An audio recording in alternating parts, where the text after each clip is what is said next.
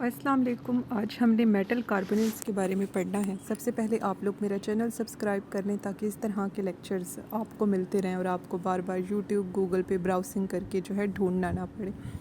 तो मेटल कार्बोनेल्स जैसा कि नाम से ज़ाहिर हो रहा है कि मेटल होगा और कार्बोनाइल होगा। तो जब मेटल होता है और साथ कार्बन होता है तो इसे आप क्या कहते हो? कार्बोनल में कार्बन है जो कि ऑर्गेनिक फैमिली से बिलोंग करता है। जो मेटल है वो मेटालिक से रिलेटेड है, तो ये ऑर्गेनो मेटालिक कंपाउंड होते हैं। ठीक है, इनमें डायरेक्ट बॉन्डिंग होती है मेटल के दरमियान और कार्बन के दरमियान। जो कार्बोनिल्स हैं बेसिकली वो लाइगेंड्स होती हैं, और कौन से लाइगेंड्स हैं? बाइडेंटेट लाइगेंड है, 2 लोन पेयर डोनेट करते हैं। अब नेक्स्ट लाइगेंड्स की बेस पे इनकी क्लासिफिकेशन है। होमोलेप्टिक मेटल कार्बोनाइल वो वाले होंगे जिसमें सिर्फ कार्बोनाइल एस लाइगेंड होगा, जिसमें कार्बोनाइल के अलावा बाकी लाइगेंड्स भी मेटल के साथ अटैच हैं।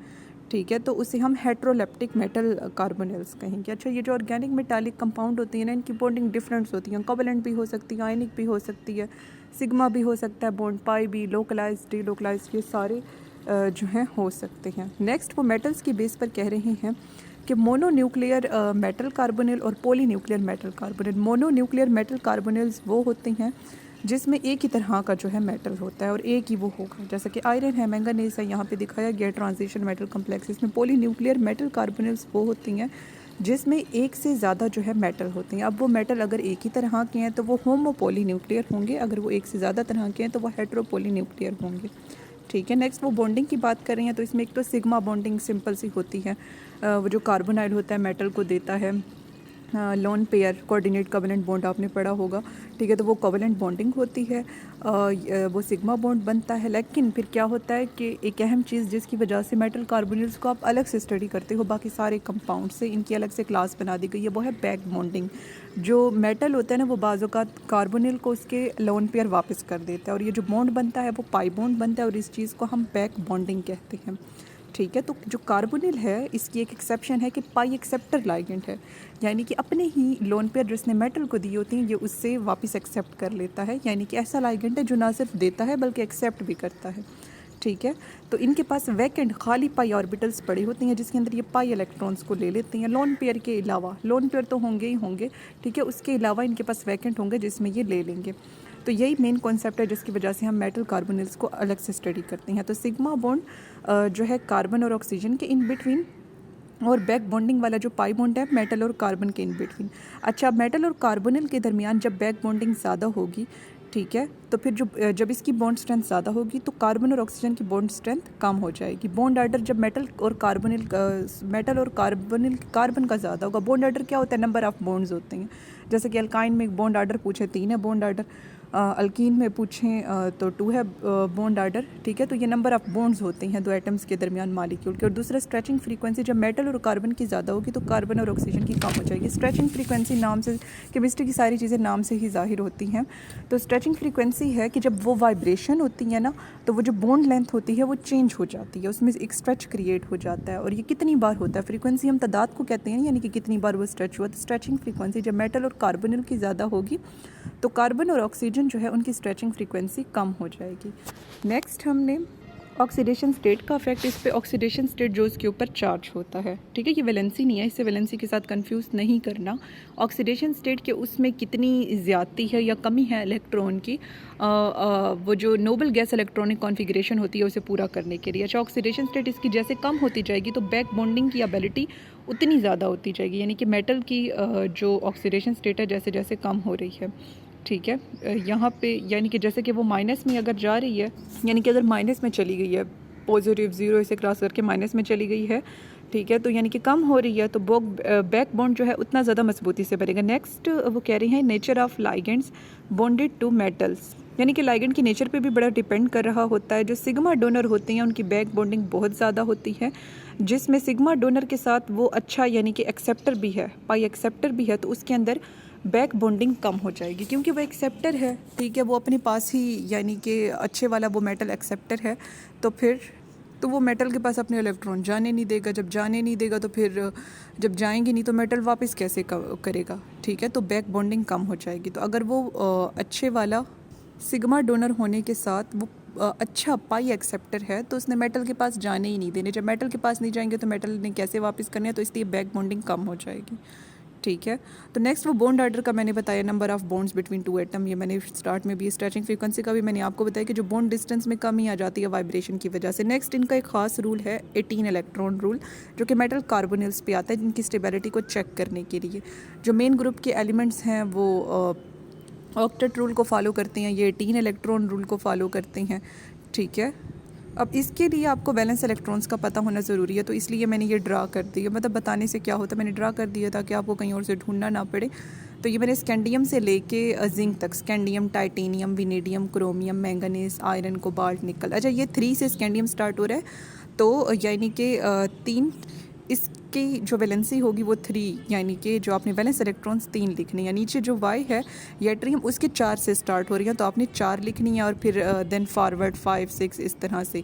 नीचे जो लेंथेनाइड है उसका 5 से स्टार्ट हो रहा है, ठीक है। तो इसमें जो फेमस हैं वो जिंक, कैडमियम, मरकरी है, कॉपर, सिल्वर, गोल्ड है, निकल, पैलेडियम, प्लैटिनम है, यानी कि कोई फेमस है जिसका ज़्यादा पूछा जाता है, वो आपको पता होगा, नहीं तो सारी याद कर लें तो बहुत अच्छी बात है। जो पहली 3D सीरीज़ है वो तो आनी ही आनी चाहिए। नेक्स्ट वो कह रहे हैं कि अब इसका फार्मूला क्या होगा कि पहले वो जो सेंट्रल मेटल एटम है उसके आप वैलेंस इलेक्ट्रॉन लिखोगे, या 18 इलेक्ट्रॉन रूल का पढ़ रही हैं, ठीक है। फिर वो जो जितनी तादाद है सेंट्रल एटम की वो मोस्टली एक ही होगा, वो लिखेंगे। फिर plus 2 into number of metal bond, ये हमेशा मेटल यानी कि 2 मेटल बहुत कम आती हैं, तो मेटल बॉन्ड पे ज़्यादातर 0 ही होता है। Plus number of electron by ligand जितने इलेक्ट्रॉन दे रहा है, ठीक है। और लाइगेंड की तादाद से उन इलेक्ट्रॉन को मल्टीप्लाई भी करना है।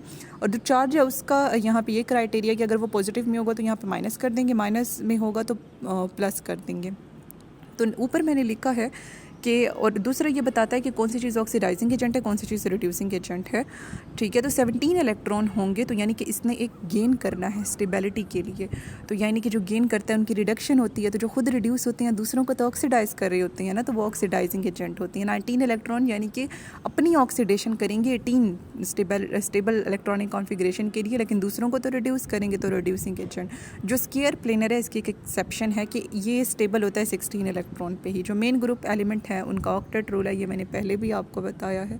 अब नेक्स्ट हमने इसकी एग्जांपल देखनी है, तो आयरन का यहाँ से देखें, स्कैंडियम का 3 था, तो ये चलते चलते आयरन तक देखें 8 इलेक्ट्रॉन, तो 8 इसकी आ गए। और फिर इसमें यानी कि मेटल एक ही मेटल है, तो मेटल बॉन्ड 0 है। फिर ये जो होता है साइनाइड, ये एक इलेक्ट्रॉन देता है, टोटल साइनाइड 6 हैं, तो 6 हमने लिखा, -3 है तो इसे +3 लिखेंगे। स्टार्ट में मैंने आपको बताया था। और 18 इंटू n करना है, n होता है नंबर ऑफ, यहाँ पे ये देखें ब्लर है, लेकिन ये छोटा सा मैं आपको बता देती हूँ, ये number of central metal atom है जो कि यहाँ पर एक ही है, तो ये 17 इंटू 18 बराबर नहीं आया, तो ये कोई यानी कि इस तरह का स्टेबल कम्प्लेक्स नहीं है, इसके बनने का चांस नहीं है। दूसरा देखिए मैंगनीज़ का, तो मैंगनीज़ का आप यहाँ से देखो 7 इलेक्ट्रॉन है इसके वैलेंस शेल में, तो 7 हैं तो 7 लिखा, और ये यानी कि कार्बोनाइल 2 देता है, और 6 है तो 12 आ गया, और +1 है तो -1 लिखा, तो ये 18 = 18, ठीक है। तो यानी कि ये स्टेबल कम्प्लेक्स है बनेगा। नेक्स्ट इसमें जब 2 तरह के हेट्रोलेप्टिक, 2 तरह के लाइगेंड्स जो हैं इसके अंदर आ गए हैं, और अगर मेटल 2 तरह के होते तो क्या होता, पॉलीन्यूक्लियर। तो इसमें बस आपने सिंपल ये करना है कि जो हाइड्रोजन वाला एक इलेक्ट्रॉन है उसे भी लिख लेना है, तो 18। और कोबाल्ट का आपको जो है पता होता है, कोबाल्ट के वैलेंस इलेक्ट्रॉन जहाँ से देख लेते हैं 9 होते हैं, तो यहाँ पे हमने 9 मेंशन किया, और बाकी सारी चीज़ें मतलब फार्मूला आपको दे दिया, आप खुद भी तो आप कुछ जहल लड़ाओ ना, सारा कुछ मैं नहीं तो नहीं बताना। नेक्स्ट एक और सिज्विक थ्योरी भी हमने, या सिडविक दोनों इसे कहती हैं, वो हमने पढ़ी थी। वर्नर कोऑर्डिनेशन नंबर के साथ इसे कंफ्यूज मत कीजिएगा, ठीक है। ये अलग से चीज़ है सिडविक थ्योरी, इसमें इफेक्टिव एटॉमिक नंबर हम इलेक्ट्रॉन निकालते हैं, अगर वो किसी नोबल गैस के इक्वल आ जाते हैं तो वो स्टेबल होता है, यानी कि वो चीज़ बन सकती है। तो ये हमने इफेक्टिव एटॉमिक नंबर। अब यहाँ पे ख़ास मेटल कार्बोनिल्स का देखना है, तो इसका फार्मूला है Z - A + N × B। जो Z है वो सेंट्रल मेटल एटम का एटॉमिक नंबर होगा, ठीक है। उसका atomic, don't confuse it with valency, पिछले फार्मूले में 3 इलेक्ट्रॉन रूल में वैलेंसी थी, ये एटॉमिक नंबर है। यहाँ पे आप atomic number, A oxidation state है सेंट्रल मेटल एटम की, ठीक है, और यानी कि उस पर जो चार्ज होगा, और N नंबर ऑफ़ लाइगेंड्स हैं, और फिर B नंबर ऑफ़ इलेक्ट्रॉन, भाई वो लाइगेंड जितने इलेक्ट्रॉन दे रही हैं। तो ये हम यानी कि अब अर्गोन 18 होंगे इसके, ठीक है, क्रिप्टॉन के 36, जीनॉन के 54, रेडॉन के 86, ठीक है। तो अब एग्जांपल में आप देखें कि ये निकल टेट्रा कार्बोनाइल है, तो इसके आप देखें आपने एटॉमिक नंबर बताना है। निकल का 28 होता है, जो है ना स्कैंडियम से लेके जिंक तक, ये तो आपको आनी चाहिए, हर जगह इनके जो साल्ट्स हैं वो पड़े हैं, तो इस इसका सब आपको वैलेंस इलेक्ट्रॉन, इसका एटॉमिक नंबर, ये सब कुछ, और ऑक्सीडेशन स्टेट तो इनकी वेरी करती है, वो तो इतनी ख़ास आपको याद रखने की ज़रूरत ही नहीं है। कॉपर क्रोमियम की कुछ एक्सेप्शन है, बाकी सब की जो है वो सही रूल्स के मुताबिक है और वेरी कर रही है। अच्छा, तो देखिए निकल का 28 है और कार्बोनिल यानी कि एक कार्बोनिल 2 देता है तो 4 है, तो 4 × 2 तो ये 36 आ रहा है, यानी कि स्टेबल है, ये वाला साल्ट जो है बनेगा, ये कम्प्लेक्स बनेगा। नेक्स्ट वो एप्लीकेशंस कह रही हैं मेटल कार्बोनिल की। एक तो ये कैटालाइसिस क्या होती है, रिएक्शन को तेज़ करते हैं, खुद यूज़ नहीं होते, ऑर्गेनिक सिंथेसिस, ऑर्गेनिक चीज़ें बनाने के लिए इस्तेमाल होते हैं। तो ये आप खुद पढ़ोगे कि ये कार्बोक्सिलेशन में, ओलेफिन आइसोमराइजेशन में, कपलिंग में, ठीक है, क्योंकि यहाँ पे मेन हम मेटल कार्बोनिल का पढ़ रही हैं, तो मेरा फोकस उसी पे रहेगा। बाकी ये जो रिएक्शन है, अगर आपको इन डेप्थ चाहिए तो इसके लेक्चर्स कमिंग डेज़ में मैं जो है इंशाल्लाह अपलोड कर दूँगी, और अगर देर से अपलोड होते भी हैं तो अब नाम मैंने लिख दिया तो अब कोई मुश्किल नहीं है, बुक्स पढ़ी हैं गूगल पे, हर जगह आप डाउनलोड करके स्टडी कर सकते हो। कमेंट में भी मुझसे पूछ सकते हो, कोई बहुत मुश्किल है नहीं समझ आ रहा तो वो जो एक आध रिएक्शन है उसका नेम आप मुझे भेज देना, वो मैं समझा दूँगी। नेक्स्ट स्पेक्ट्रोस्कोपिक एविडेंस, हमने मेटल कार्बोनिल का देखना है। जो स्पेक्ट्रोस्कोपी से मतलब हम उसका एनालिसिस करते हैं, तो मेटल कार्बोनिल के अंदर जो मल्टीपल बॉन्डिंग यानी कि बैक सिग्मा बॉन्ड के अलावा बैक बॉन्डिंग भी हो रही है, तो ये मल्टीपल बॉन्डिंग मेटल कार्बोनिल के अंदर स्टडी करने के लिए इस्तेमाल होता है। अच्छा, अब वाइब्रेशनल स्पेक्ट्रा होता है IR स्पेक्ट्रोस्कोपी का, इसका बड़ा मशहूर है कि इसमें वाइब्रेशन होती है तो एक स्पेक्ट्रम बनता है, ठीक है। तो अब ये देखें, सिंपल यहाँ पे दिखाया गया है कि जो मेटल और कार्बन का बॉन्ड है उसकी बॉन्ड स्ट्रेंथ अगर ज़्यादा होगी तो कार्बन और ऑक्सीजन की कम हो जाएगी। ये बात मैंने आपको स्टार्ट में बताई है, यही चीज़ हम स्टडी करेंगे IR स्पेक्ट्रोस्कोपी से। अब इसका एक मेन फार्मूला 1/2π K रिड्यूस्ड मास। K फोर्स कांस्टेंट है, यानी कि वो बॉन्ड कितना जो है स्ट्रॉन्ग है, जो म्यू है वो रिड्यूस्ड मास है, यानी कि जब 2 मॉलिक्यूल्स को या 2 एटम्स को एक में आप कन्वर्ट करते हो तो ये रिड्यूस्ड मास है। फिर वो कह रही हैं कि बैक बॉन्डिंग की वजह से जो स्ट्रेंथ होती है मेटल कार्बोनिल की अगर ज़्यादा होगी, ठीक है, मेटल कार्बोनिल की अगर स्ट्रेंथ ज़्यादा हो रही है बिकॉज ऑफ बैंड बॉन्डिंग, तो जो कार्बन और ऑक्सीजन है उसकी कम हो जाएगी। यही हम स्टडी करते हैं स्पेक्ट्रोस्कोपी के ज़रिए से, ठीक है। अब मिसाल के तौर पर स्ट्रेचिंग फ्रीक्वेंसी स्टार्ट में मैंने आपको बताया कि वो बॉन्ड डिस्टेंस में जो चेंज आ जाता है वाइब्रेशन की वजह से। अब यहाँ पर जो है कार्बोनिल का दिखाया गया है, तो फ्रीक्वेंसी को अभी से रिप्रेजेंट करिए तो कार्बोनिल की फ्रीक्वेंसी का बताया गया है, तो वो जो फ्री है उसकी 2143 पर सेंटीमीटर है। मेटल के साथ वो जुड़ गई तो फिर उसकी स्ट्रेचिंग फ्रीक्वेंसी जो है अब कम हो गई है, ठीक है। फिर उसके बाद क्या हुआ कि इसकी जो स्ट्रेचिंग फ्रीक्वेंसी है वो फर्दर कम हो गई है, जब यानी कि C ट्रिपल बॉन्ड O था ना, उससे ये डाइन में चला गया, तो डाइन में चला गया है तो यानी कि बॉन्ड स्ट्रेंथ में कमी आई, बॉन्ड स्ट्रेंथ में कार्बन और ऑक्सीजन की कमी आई, तो मतलब उधर से बैक बॉन्डिंग स्ट्रॉन्ग हो रही है तभी कमी आ रही है। तो जब बैक बॉन्डिंग ज़्यादा होगी, उनके बताने का मतलब ये है, या फिर तो स्ट्रेचिंग फ्रीक्वेंसी ज़्यादा होगी मेटल और कार्बन की, तो फिर इधर से कार्बन और ऑक्सीजन की वो ट्राइन से डाइन बन गया, तो उनकी स्ट्रेचिंग फ्रीक्वेंसी भी कम होगी। और स्ट्रेचिंग फ्रीक्वेंसी का वो वैल्यू से बता रही हैं कि देखें 2143 से चलते चलते 1760 तक जो है आ गया है। It only happened because of back bonding. The back bonding made the bond stronger between metal and carbon of carbonyl, and at the other hand, the bond between carbon and oxygen in carbonyl lessened from tri-ine to diene. Carbon और oxygen, carbonyl का C triple bond होता है ना, तो देखें अब dine लिखा C double bond हो गया, यानी कि जब बॉन्ड स्ट्रेंथ, बॉन्ड ऑर्डर में कमी आई तो बॉन्ड स्ट्रेंथ में कमी आई, बॉन्ड स्ट्रेंथ में कमी आई तो स्ट्रेचिंग फ्रीक्वेंसी में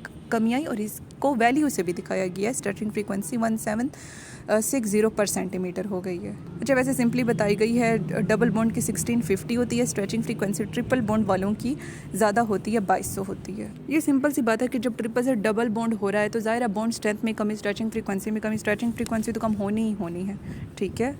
तो ये था हमारा आज का लेक्चर। कोई PDF की ज़रूरत नहीं है, 3-4 बुक से जो है मैंने इकट्ठा करके ये सब कुछ जो है लिखा है, आपको मिल ही नहीं सकता इससे ज़्यादा कहीं से।